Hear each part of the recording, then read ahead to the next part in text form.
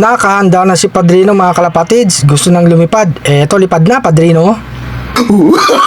No, no, no, no. Nagpatoka na tayo ng mga alaga natin mga kalapatids. Magaganang kumain. Mga pliers natin mga kalapatids.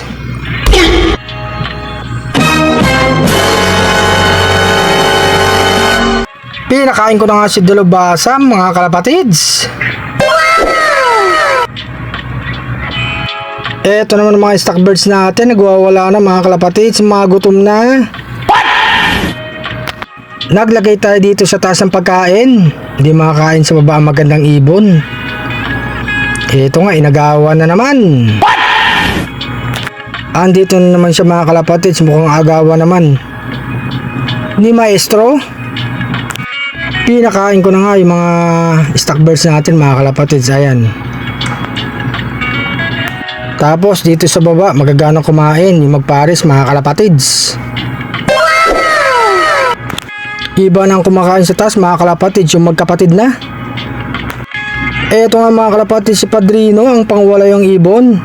Magugulat ka na lang dito, andito na, bumalik na mga kalapatids. Kahit walang pagkain niya tsaka inumin, andyan siya sa loob. Hawakan natin ang pangwala yung ibon mga kalapatids. Eto siya, Padrino. Yabang, bumabara ako pa. Bigyan na natin ng tubig sa Padrino para makainom. Nanuka pa.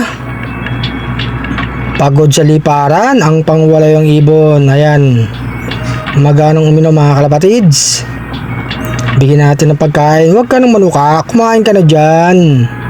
Saan natin kulungan niya mga kalapatids.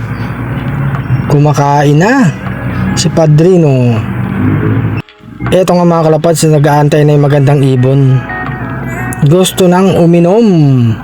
Ilagay na natin mga kalapatids.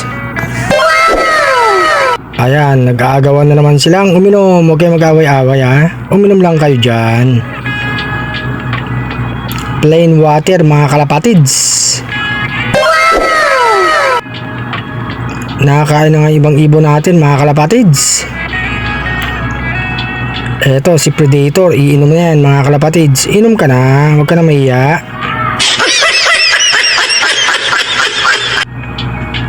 Ayos na Predator.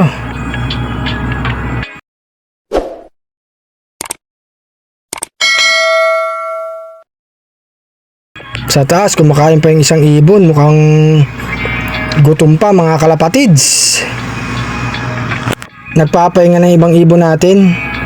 May kumakain pa dito mga kalapatids. Painumin na rin natin si Dalubasa mga kalapatids, ang anak ni Padrino. Sa baba nagpainom na rin ako mga kalapatids.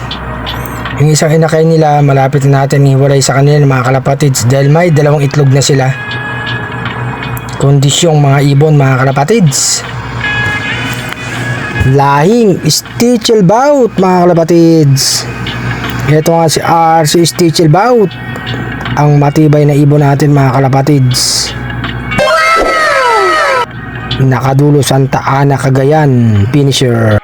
Eto yung isang ibon mga kalapatids, ubos na naman yung pagkain niya. Bigyan ko ng tubig mga kalapatids. Eto maganang kumain. Ibong Bayo Pigeon.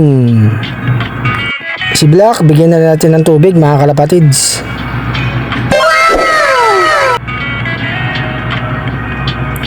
Ang linyada nito ay Jansen. Naglagay nga ulit tayo ng pagkain dito mga kalapatids. Mukhang nabitin sa pagkain niya. Tapos ayan nga si Padrino, may natira pang konting pagkain. Nanuka na naman mga kalapatids. Ibang klase talaga kondisyon nitong ibon na to. Eto na nga yung mga ibon natin mga kalapatids, mga nakakain na. Tahimik na, mga busog na mga kalapatids.